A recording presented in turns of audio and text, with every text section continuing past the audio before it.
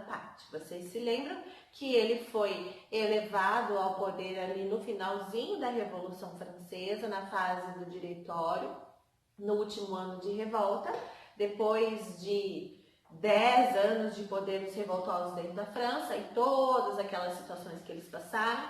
Agora nós temos então Napoleão sendo a esperança de mudança que os burgueses têm, já que depois de 10 anos de governo revolucionário, poucas coisas mudaram. Por exemplo, a situação econômica da França ainda estava péssima. Então a esperança de um mundo melhor para os franceses agora está nas mãos do Napoleão Bonaparte. O Napoleão, no início ali do seu governo, ele não governou sozinho. A França coloca o Napoleão no poder, mas junto com ele eles colocam outros cônsules. Então, a fase do consulado, ele divide o poder com outros. Mas falando rapidinho sobre o Napoleão Bonaparte, bem rapidinho mesmo, Napoleão Bonaparte, com 24 anos, ele virou general do exército francês. Quem que vira general do exército com 24 anos? O Napoleão. Com 30 anos, então, ele consegue ser elevado ao poder ali no golpe do dia 18 de Brumário, que era o mês de novembro, né, que é o nosso mês de novembro, junto com outros cônsules. Então ele tem apenas 30 anos e ele está praticamente governando a França sozinho. Por que sozinho? Havia mais 2 cônsules que governavam com ele, mas ele conseguia fazer com que o poder ficasse apenas nas mãos deles. Como? Mesma coisa, eu tenho ali um parlamento, ele tinha um parlamento que governava junto com ele e eram as leis que ele queria, que ele convencia o parlamento de aprovar. Então, por mais que existissem outros cônsules, quem mandava sozinho como cônsul era o Napoleão. E ele vai resolver a situação econômica da França aqui já nesse período como cônsul. Porque ele tem outras ideias, ele tem outras aspirações para o futuro. Então, primeiro, ele precisa resolver os problemas econômicos e educacionais da França para que todo mundo concorde com o seu governo. Então, Napoleão consegue aprovar algumas leis que vocês precisam ter conhecimento. A primeira de todas é a Paz de Amiens. Ele fez um tratado de paz com o principal inimigo francês, que é a Inglaterra. Você sabe que França e Inglaterra, desde a Idade Média, sempre estão em guerra, né? Às vezes a guerra não é nem entre eles, é contra outros que são aliados deles e eles entram só para atacar um ou atacar outro, né? Então ele vai conseguir assinar com o governo inglês a Paz de Amiens. Amiens é o nome da região que eles assinaram o tratado. Por que é importante ter paz nesse momento? Economicamente é muito importante. Porque em todo momento que eu tenho guerra, mesmo que seja uma guerra civil, né, dentro do próprio território francês, que é o que estava rolando durante todos aqueles 15 anos de Revolução Francesa, eu tenho muito gastos. Ainda mais se essa guerra for fora do meu território, que é o que acontecia geralmente com as guerras que eles tinham com a Inglaterra.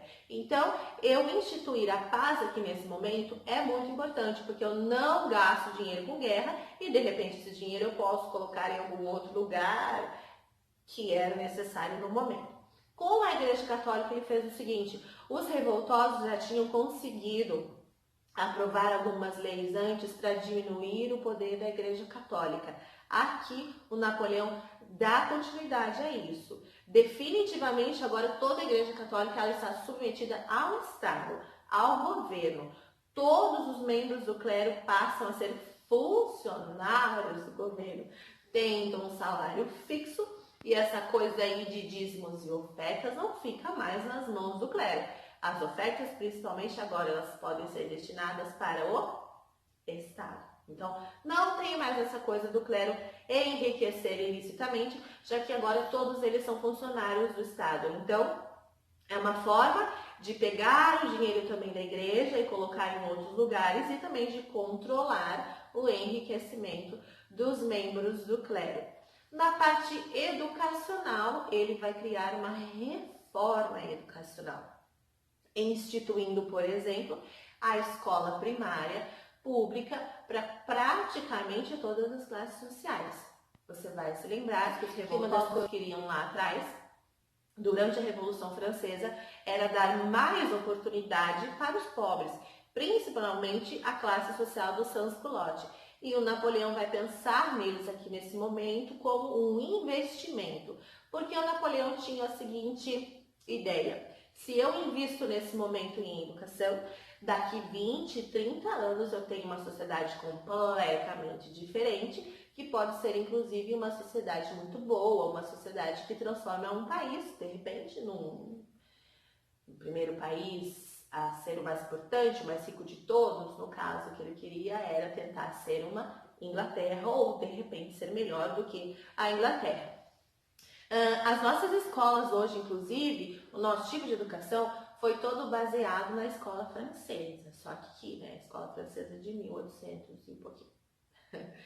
Ele criou também o Banco da França, mais uma estratégia econômica muito boa. O que foi o Banco da França? Primeiro de tudo, ele vai criar uma moeda.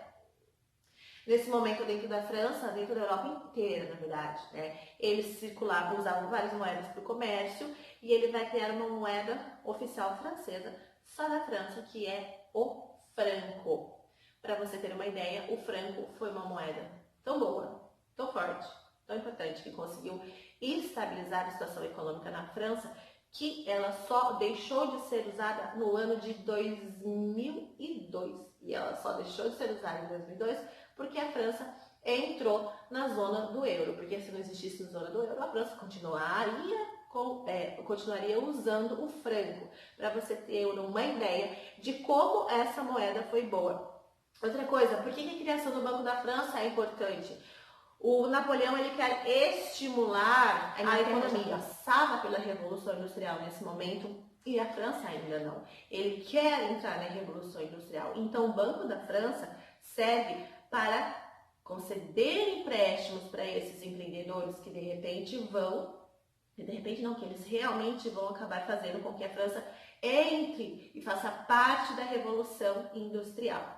Então, gente, você vê aí nos próximos anos, o governo do Napoleão tinha 80%, 90% de aprovação.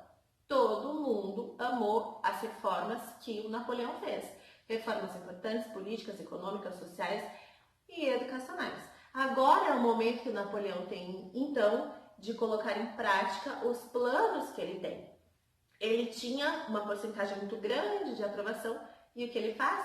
Ainda na fase do consulado, ele lançou um plebiscito para a população francesa. O que é um plebiscito? Plebiscito é uma consulta popular, uma pergunta que o governo faz e quem vai tomar a decisão é a população votante. Então ele lança para os franceses que podem votar a seguinte pergunta: você concorda que eu seja proclamado imperador da França? Então, depois do plebiscito, ele conseguiu virar imperador. Nós iniciamos uma nova fase na história da França, do governo dele, o período do Império, que é de 1804 a 1815, aonde também ele toma decisões importantíssimas, não só para a França, mas também para o próprio governo dele, e essas decisões vão afetar boa parte da Europa, vão afetar Portugal e, consequentemente, vão afetar a gente, aqui nós que estamos no Brasil, porque nós somos colônia de Portugal. Na próxima aula, então, a gente entende essa fase do Império do Napoleão sendo coroado imperador. Tchau, tchau!